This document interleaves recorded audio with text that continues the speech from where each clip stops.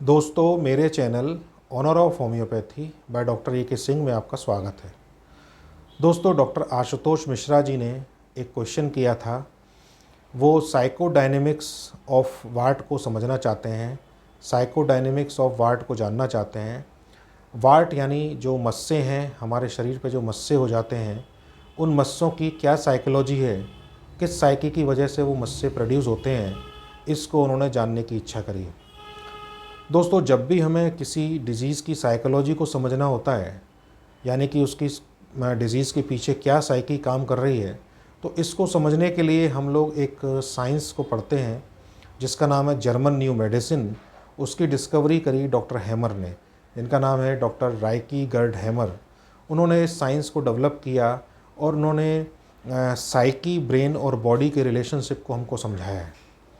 तो दोस्तों, जब भी हम साइकी को समझना चाहते हैं, किसी भी डिज़ीज़ की साइकी को, तो हम इस थ्योरी को पढ़ते हैं। दोस्तों, इस थ्योरी को समझाने के लिए उन्होंने हमको 5 बायोलॉजिकल लॉज दिए हैं। तो जब भी हमको किसी की ऑर्गन की या डिज़ीज़ की साइकी समझनी होती है, तो हम इन 5 बायोलॉजिकल लॉज को पहले समझते हैं, उसके बाद हम पूरी तरह से उसको, डिज़ीज़ को, उसकी साइकी को समझ पाते हैं। तो आज हम इस वीडियो में फर्स्ट बायोलॉजिकल लॉ को डिस्कस करेंगे और ये समझने का प्रयास करेंगे कि ये लॉ हमसे क्या कहता है और किस तरह से ये साइकी, ब्रेन और बॉडी के रिलेशनशिप को बताता है। दोस्तों, सबसे पहले हम लोग साइकी को समझते हैं। तो जर्मन न्यू मेडिसिन के अनुसार साइकी किसी भी ह्यूमन बीइंग का एक बहुत ही इंट्रीगल पार्ट है, एक बहुत ही अभिन्न अंग है जो इनविजिबल फॉर्म में हमारे साथ रहता है।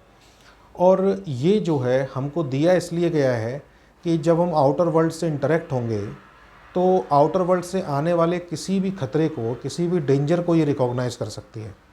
तो किसी भी ह्यूमन बीइंग की लाइफ में अगर कोई डिस्ट्रेसिंग इवेंट होता है, तो उस डिस्ट्रेसिंग इवेंट को ये असेस करती है, रिकॉग्नाइज़ करती है साइकी, और उसका रिफ्लेक्शन ब्रेन के थ्रू बॉडी पे होता है।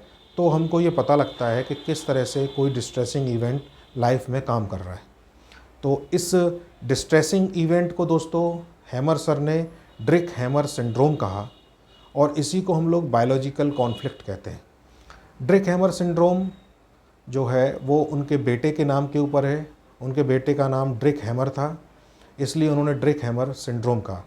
तो किसी भी ह्यूमन बीइंग की लाइफ में ये इवेंट्स जो इमोशनली डिस्ट्रेसिंग इवेंट हैं, ये एक हो सकता है या एक से कई ज़्यादा हो सकते हैं, इसलिए इसको सिंड्रोम कहा, ड्रिक हैमर सिंड्रोम, और इसको बायोलॉजिकल कॉन्फ्लिक्ट भी कहते हैं। जब दोस्तों किसी भी ह्यूमन बीइंग की लाइफ में कोई डिस्ट्रेसिंग, इमोशनली डिस्ट्रेसिंग इवेंट होता है, तो साइकी उसको असेस करती है और उसके बाद एक प्रोग्राम रन करती है जिसको हम SBS कहते हैं, यानी कि सिग्निफिकेंट बायोलॉजिकल स्पेशल प्रोग्राम कहते हैं, जो साइकी में रन करता है। उसके थ्रू उस डिस्ट्रेसिंग इवेंट का इम्पैक्ट ब्रेन पर पड़ता है, और जब ब्रेन के ऊपर उसका इम्पैक्ट पड़ता है, तो फिर ब्रेन उसको, उस कंसर्निंग ऑर्गन को उसको भेज देता है, यानी कि उस अंग पर उसका प्रभाव पड़ने लगता है। तो इस तरह से हम किसी भी ऑर्गन के ऊपर कोई भी अगर इम्पैक्ट हो रहा है, ऑर्गन का फंक्शन डिस्टर्ब हो रहा है, उस पर साइन एंड सिम्टम आ रहे हैं, तो उसको हम समझ करके उसकी साइकी को समझ लेते हैं। तो इसमें जो लॉज दिए उन्होंने, 5 बायोलॉजिकल लॉज दिए हैं हमको इसको समझने के लिए। तो आज हम इसमें फर्स्ट लॉ को डिस्कस करेंगे। तो फर्स्ट लॉ की 3 क्रिएशन उन्होंने बताई हैं। तो वो पहली क्रिएशन में कहते हैं कि कोई भी डिज़ीज़ अगर होगी, तो उसके पीछे एक सिग्निफिकेंट बायोलॉजिकल स्पेशल प्रोग्राम ज़रूर होगा। यानी कि बॉडी पर अगर किसी तरह की डिज़ीज़ का रिफ्लेक्शन हो रहा है, तो उसके पीछे कोई सिग्निफिकेंट बायोलॉजिकल प्रोग्राम होगा, और वो सिग्निफिकेंट बायोलॉजिकल प्रोग्राम एक पर्टिकुलर DHS, यानी कि पर्टिकुलर एक इमोशनल डिस्ट्रेसिंग इवेंट की वजह से रन कर रहा है। तो फर्स्ट क्रिएशन में कहते हैं कि कोई भी डिज़ीज़ एक SBS के थ्रू रन होती है। दूसरी क्रिएशन में कहते हैं कि जब इस SBS का, इस सिग्निफिकेंट बायोलॉजिकल स्पेशल प्रोग्राम का इम्पैक्ट ब्रेन पे पड़ता है, तो ब्रेन उसको ऑर्गन के ऊपर शिफ्ट करता है। तो ये बताता है कि ब्रेन के किस पार्ट में इसका इम्पैक्ट हो रहा है। यानी कि बायोलॉजिकल जो हैंडेडनेस है, यानी कि राइट साइड है या लेफ़्ट साइड है, इसको भी बताता है। तो सेकंड क्रिएशन में हम लोग हैंडेडनेस को समझने का प्रयास करते हैं। थर्ड क्रिएशन में वो कहते हैं कि ये जो डिस्ट्रेसिंग इवेंट है, इसका इम्पैक्ट साइकी, ब्रेन और बॉडी पर एक साथ होता है। केवल हमने समझने के लिए और उसको पढ़ने के लिए इसको डिफरेंशिएट किया है कि साइकी, ब्रेन और बॉडी का है, लेकिन उस इवेंट का इम्पैक्ट तीनों पर एक साथ होता है। तो फर्स्ट लॉ में हमने देखा कि सबसे पहले डीएचएस होगा, यानी कि कोई डिस्ट्रेसिंग इवेंट होगा। उसके बाद एक स्पेशल बायोलॉजिकल प्रोग्राम रन करेगा उसकी साइकी में, जो ब्रेन पर इम्पैक्ट डालेगा, और ब्रेन उस पार्ट से जिसको अफेक्ट होगा वो उस ऑर्गन को ट्रांसफ़र कर देगा। तो इस तरह से दोस्तों साइकी में किसी भी ह्यूमन बीइंग की लाइफ में कोई डिस्ट्रेसिंग इवेंट हुआ जिसको बायोलॉजिकल कॉन्फ्लिक्ट या डीएचएस कहा, उसकी वजह से एसबीएस के थ्रू होते हुए उसकी बॉडी के फंक्शंस डिस्टर्ब होते हैं। तो बेसिकली हैमर सर कहते हैं कि इस एसबीएस की वजह से बॉडी के फंक्शंस जो हैं, उस ऑर्गन के जो फंक्शन है वो इम्प्रूव करते हैं। इम्प्रूव करने का मतलब ये है कि बॉडी उस कॉन्फ्लिक्ट को रिजॉल्व करना चाहती है। जो साइकी पे इम्पैक्ट आया, जो डीएचएस हुआ, उस डीएचएस को रिजॉल्व करना चाहती है, इसलिए वो साइन एंड सिम्टम्स को प्रोड्यूस करती है। तो साइन एंड सिम्टम्स बॉडी पे जो रिफ्लेक्ट होते हैं वो साइकी के ऊपर जो कॉन्फ्लिक्ट आया हुआ है, उसकी साइकी ने जो डिस्ट्रेसिंग इवेंट को असेस किया है, रिकॉग्नाइज किया है, उसकी वजह से चेंजेस आ रहे हैं। तो डीएचएस को हमने समझ लिया, एसबीएस को हमने समझ लिया, और उसके ऊपर बॉडी के उस ऑर्गन के ऊपर उसको इम्पैक्ट समझ लिया। दूसरा पॉइंट है दोस्तों इस फर्स्ट लॉ का, बायोलॉजिकल हैंडेडनेस। बायोलॉजिकल हैंडेडनेस ये बताती है कि ब्रेन के ऊपर इसका इम्पैक्ट किस पार्ट पर है और बॉडी के ऊपर उसको किस पे ट्रांसफ़र किया गया है। तो ब्रेन की जो स्टडी है उसको हम सीटी स्कैन से करते हैं। सीटी स्कैन और ब्रेन की स्टडी को हम आने वाले वीडियोज़ में डिस्कस करेंगे कि ब्रेन पर हम किस तरह से स्टडी करके इन सारी चीज़ों को समझ लेते हैं। क्योंकि दोस्तों डीएचएस जितना स्ट्रॉन्ग होगा, यानी कि कॉन्फ्लिक्ट जितना स्ट्रॉन्ग होगा, उसका बॉडी के ऊपर इम्पैक्ट भी उतना तेज होगा, साइन एंड सिम्टम्स भी बहुत सीवियर होंगे। तो अगर ये जो डीएचएस है, ड्रेक हैमर सिंड्रोम है, जो कॉन्फ्लिक्ट है, इसकी सीवियरिटी अगर कम है तो बॉडी पर उसके बहुत ज़्यादा इम्पैक्ट नहीं होंगे, लेकिन ब्रेन पर उसके इम्पैक्ट ज़रूर आएंगे, क्योंकि डीएचएस होने के बाद एसबीएस तो रन करेगा ही करेगा। तो एसबीएस को हम लोग ब्रेन के लेवल पर समझने का प्रयास करते हैं। तो कुछ ऐसे लोग होते हैं जिनको कॉन्फ्लिक्ट्स तो उनकी लाइफ में चल रहे हैं, लेकिन वो बहुत सीवियर नहीं है।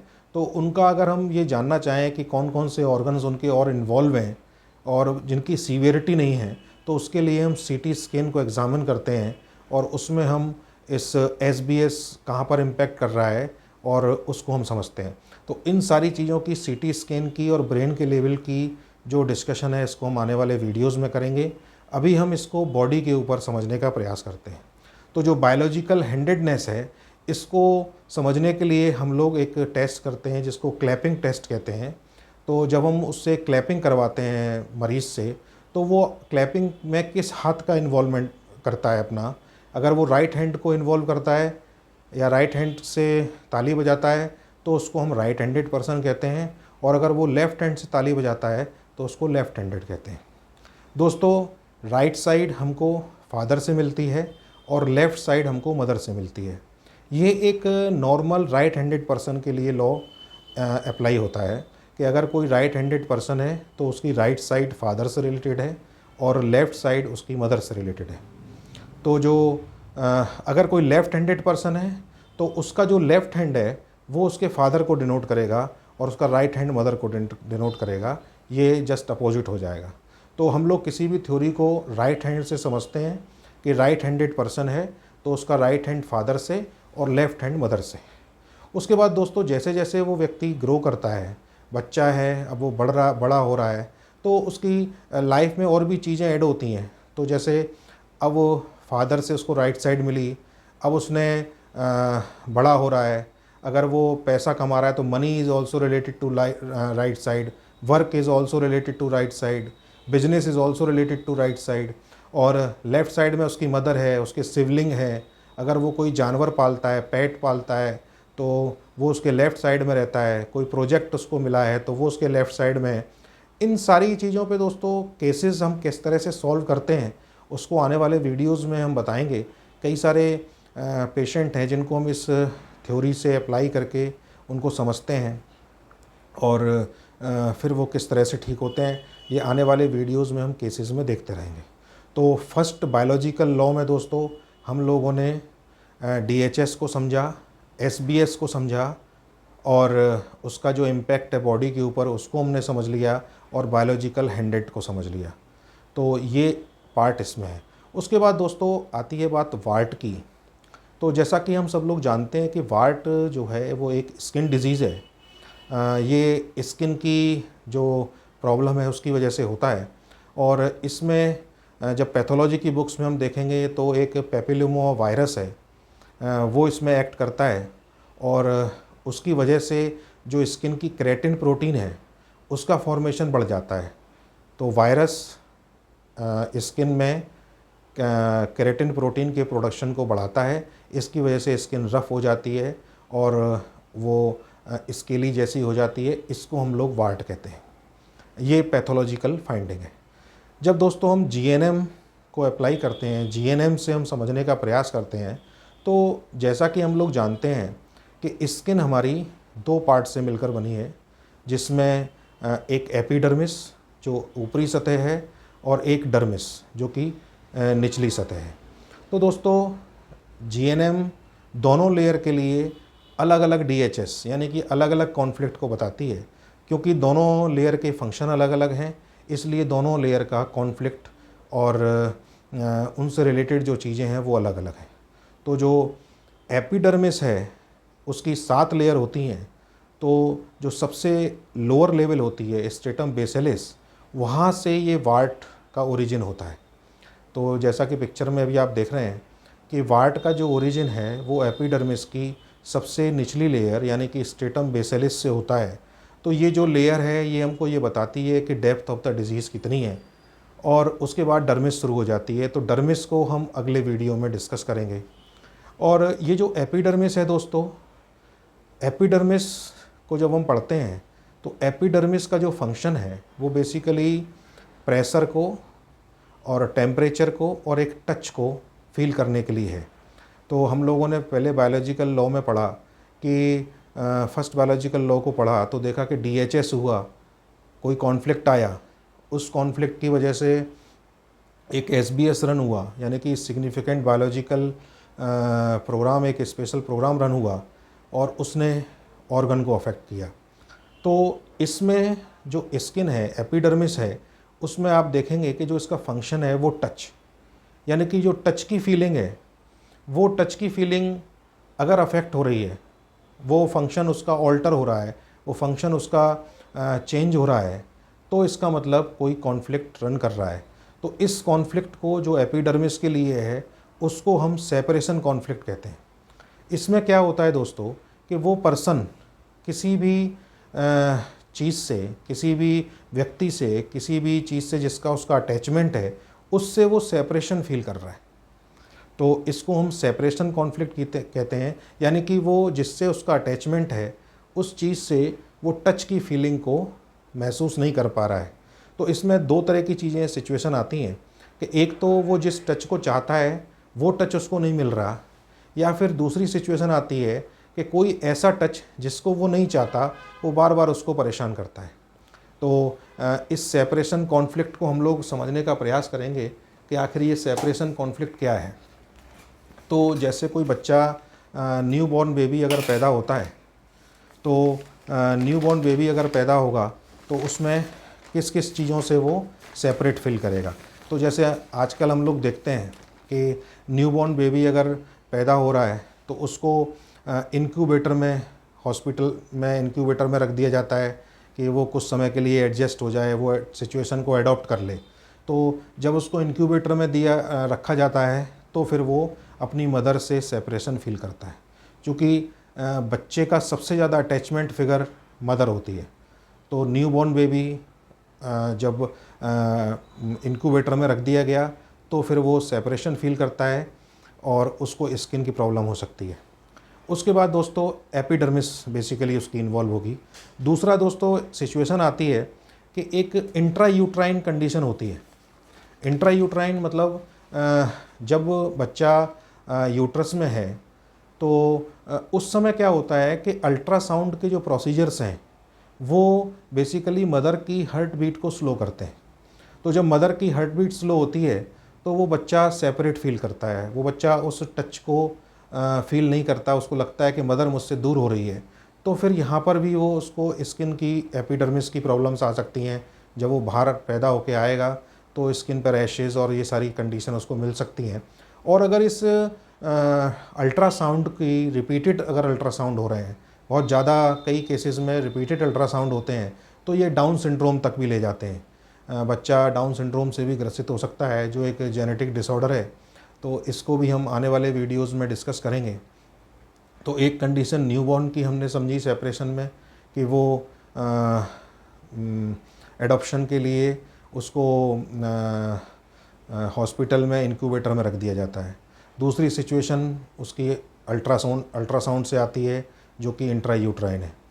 क्योंकि दोस्तों बच्चे के लिए मदर एक सबसे इम्पॉर्टेंट अटैचमेंट फिगर होता है, बच्चा सबसे ज़्यादा मदर से अटैच होता है, तो इसलिए ये अटैचमेंट। उसके बाद जब बच्चा अगर बड़ा हुआ तो जो चिल्ड्रंस, अब वो चाइल्ड हो गया, तो चिल्ड्रन में क्या होता है कि उनको अगर बार बार स्कॉल्ड किया जा रहा है, उनको पनिश किया जा रहा है या उनको एब्यूज़ किया जा रहा है। कई सारे केसेस हमारे पास आते हैं, उसमें एब्यूज़ मिलते हैं, सेक्सुअली एब्यूज़ बच्चे हैं, केस हम लोग आने वाले वीडियोस में डिस्कस करेंगे। और उनको बार बार पनिश किया जाता है किसी भी सिचुएशन के लिए, तो भी वो सेपरेट फील करते हैं। उसके बाद एक बहुत ही कॉमन सिचुएशन आती है कि कोई एक बच्चा है, उसका कोई भाई या ब्रदर आ गया, बहन या ब्रदर उसका पैदा हो गया, यानी कि न्यू सिबलिंग अगर फैमिली में आ गया, तो वो सेपरेट फील करता है कि मम्मी पापा जो नया सिबलिंग है उसको ज़्यादा प्यार करते हैं, तो इससे भी वो सेपरेट फील करता है। उसके बाद दोस्तों जो पेरेंट्स हैं, अगर पेरेंट्स स्प्लिट अप हो गए हैं, यानी कि पेरेंट्स के बीच में जो उनका रिलेशन है वो टूट गया है, तो इससे भी बच्चे बहुत अफेक्टेड होते हैं। तो वो क्या करते हैं कि अपने किसी टॉय से, टेडी बियर से अपना अटैचमेंट कर लेते हैं। और अगर किसी कारणवश उनको वो टेडी बियर छोड़ना पड़े, अपने फ्रेंड्स को छोड़ना पड़े, तो वो सेपरेशन फील करते हैं और स्किन पे एपिडर्मिस की डिजीज़ क्रिएट होती है। उसके बाद दोस्तों बच्चों को डे केयर में डाल दिया जाता है, उनको किंडरगार्टन में डाल दिया जाता है, या फिर उनको रखने के लिए एक आया का इंतज़ाम किया जाता है, जिसको नैनी बोलते हैं। अगर वो उनको पाल रही हैं तो वो पेरेंट्स से अपनी मदर से विशेष रूप से सेपरेशन फील करते हैं। तो किसी भी बच्चे के लिए मदर से अगर सेपरेशन है तो वो मदर के टच को फील नहीं कर पा रहे हैं, तो फिर ये एपिडर्मिस की जो डिजीज़ हैं वो उसको क्रिएट हो सकती हैं। उसके बाद दोस्तों एल्डरली जो पर्सन्स हैं, जो थोड़े एजड हो गए हैं, अगर उनको किसी वजह से अपने फैमिली पैक से अलग रहना पड़े, जैसे आजकल वृद्धाश्रम में लोगों को भेज दिया जाता है, तो वो अपनी फैमिली से सेपरेट फील करते हैं, उनको एपिडर्मिस की डिजीज़ होती हैं। और इसके बाद जो इंसिडेंस आता है कि फियर ऑफ लूजिंग और कॉन्टैक्ट विद समवन, अगर किसी को ये डर बना हुआ है कि कोई मुझसे छूट ना जाए, कोई मुझसे छूट ना जाए, तो इस तरह से ये जो टच फीलिंग है ये उसकी अफेक्टेड है और स्किन डिजीज़ का प्रोडक्शन इस पर होता है। एपिडर्मिस की जो डिजीज़ हैं वो सेपरेशन कॉन्फ्लिक्ट की वजह से हैं और इस पर ये प्रॉब्लम आना शुरू होती है। तो वार्ट को भी अब आप समझ रहे होंगे कि वार्ट किस तरह से प्रोड्यूस होता है। उसके बाद एक सिचुएशन आती है दोस्तों, जैसा कि हमने डिस्कस किया कि सेपरेशन कॉन्फ्लिक्ट में एक सिचुएशन है कि किसी से वो सेपरेट होना नहीं चाहता, इसलिए प्रॉब्लम है। एक दूसरी सिचुएशन आती है कि कोई एक ऐसा उसको टच मिल रहा है जिस टच को वो नहीं चाहता, यानी कि उससे वो सेपरेट होना चाहता है। जैसे कोई किसी की ऑफिस में कोई बॉस है और वो बॉस उसको बहुत परेशान करता है, जिसको कि वो नहीं चाहता, तो उससे वो सेपरेट होना चाहता है, लेकिन चाह करके भी नहीं हो पा रहा है, तो फिर उसके एपिडर्मिस का इन्वॉल्वमेंट होता है। कोई टीचर है ऐसा, कोई एनोइंग फ्रेंड है, कोई कुलीग है उसका ऐसा जिसको वो नहीं चाहता है और उसको नहीं छोड़ पा रहा है। और कई बार जो है कुछ पेरेंट्स होते हैं जो बच्चों के लिए एब्यूज़िव होते हैं, तो बच्चे उनको नहीं चाहते कि ये हमारे साथ रहें, या इस तरह सिचुएशन बनती है। तो इसको दोस्तों सेपरेशन कॉन्फ्लिक्ट कहते हैं, जिसमें दो सिचुएशन आती हैं कि टच की फीलिंग को वो चाहता है और वो उसे नहीं मिल रही है, या फिर वो उस टच को जिसको नहीं चाहता है वो उसको मिल रहा है।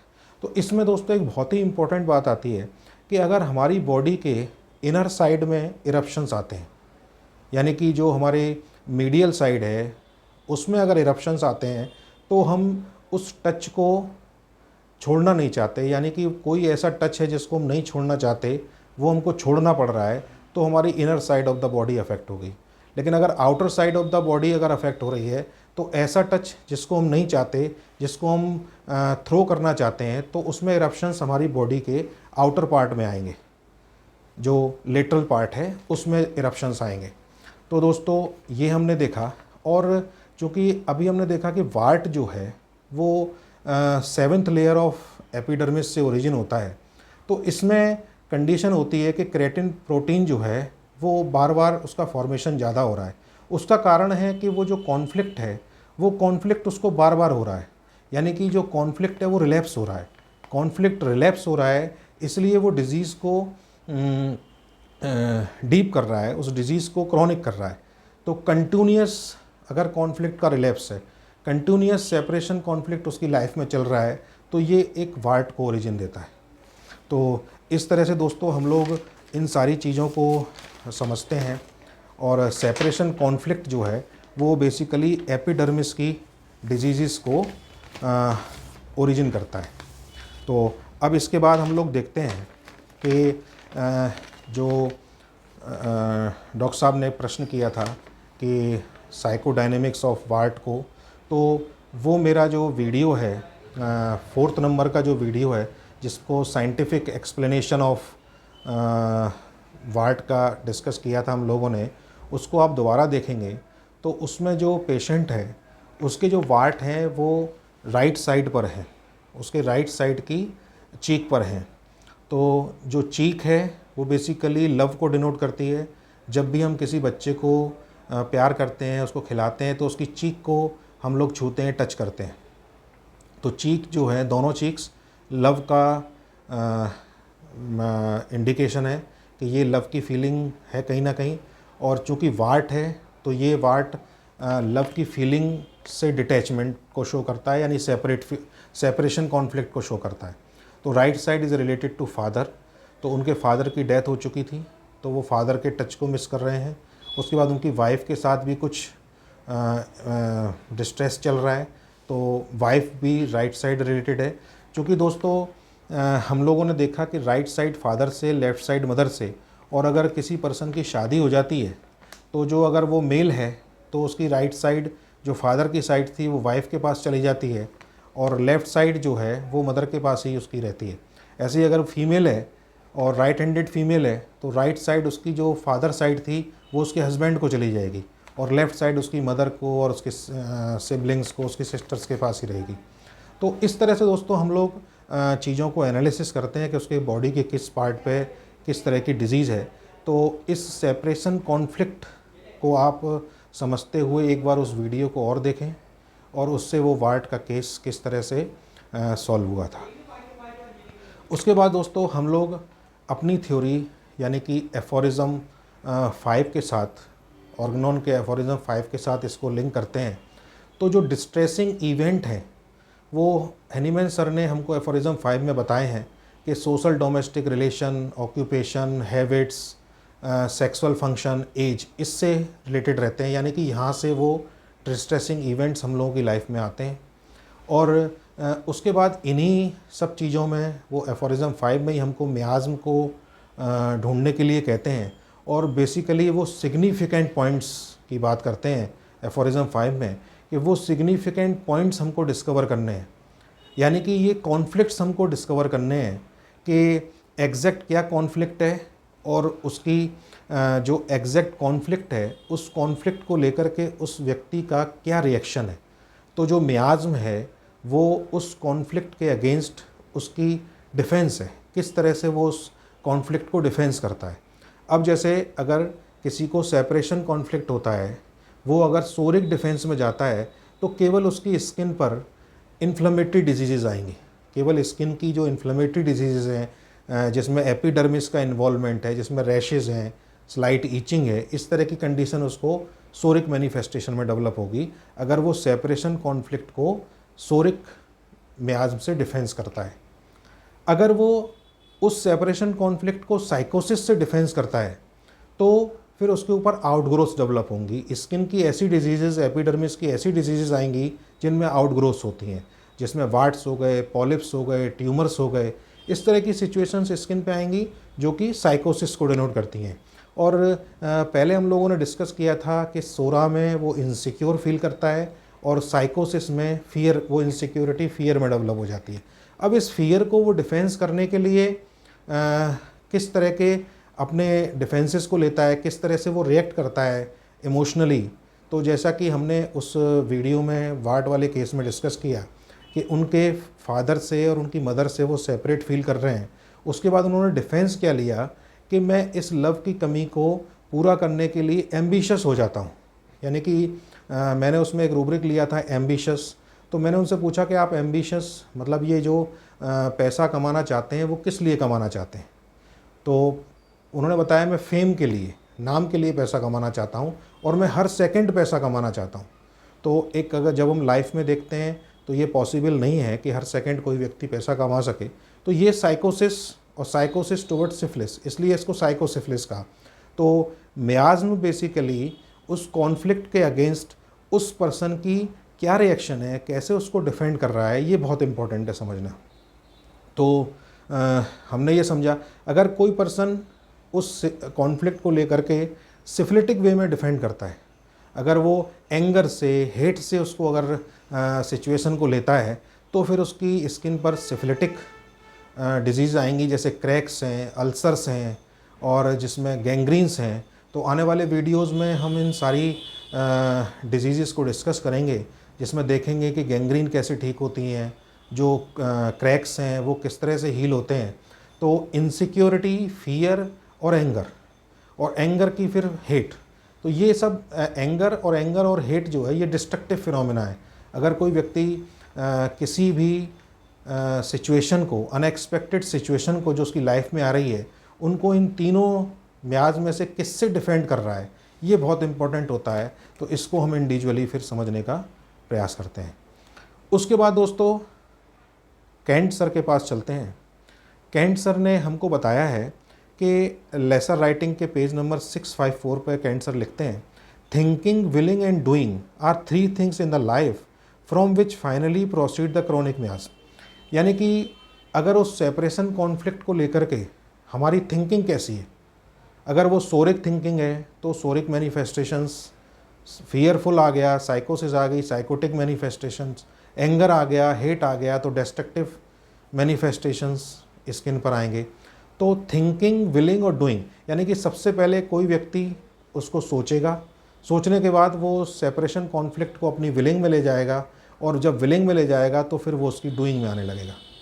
तो इसके लिए जीएनएम, जर्मन न्यू मेडिसिन, हमको एक गाइडलाइन देती है।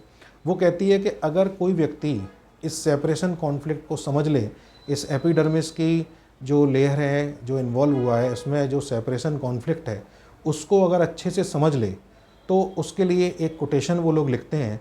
वो कहते हैं, I accept the separation and look to the future.